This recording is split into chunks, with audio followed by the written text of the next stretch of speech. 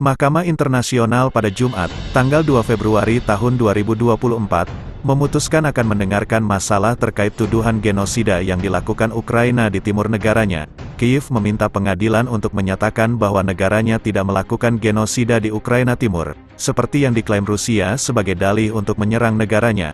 Ukraina membawa masalah ini ke Mahkamah Internasional, ICJ, yang juga dikenal sebagai Pengadilan Dunia, beberapa hari setelah invasi besar-besaran Rusia ke Ukraina pada Februari tahun 2022.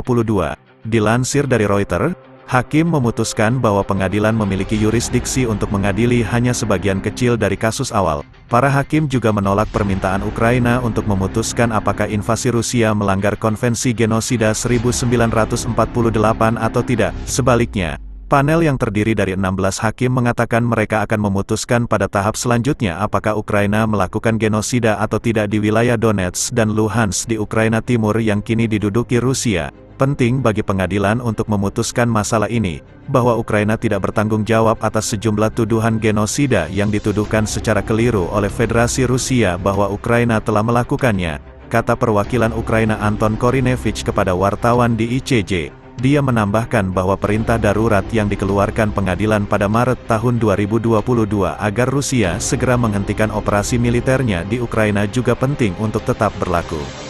Meskipun keputusan pengadilan bersifat final dan mengikat secara hukum, hal itu tidak dapat ditegakkan dan beberapa negara, seperti Rusia, mengabaikannya.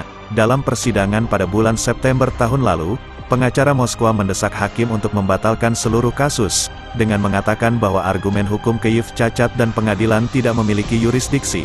Pada Jumat, hakim mengabulkan beberapa keberatan Rusia, tetapi mengizinkan permintaan Ukraina agar pengadilan memutuskan bahwa tidak ada bukti yang dapat dipercaya bahwa Ukraina melakukan genosida yang melanggar Konvensi Genosida di Ukraina Timur. Diperlukan waktu berbulan-bulan untuk mendengarkan kasus ini mengenai manfaatnya.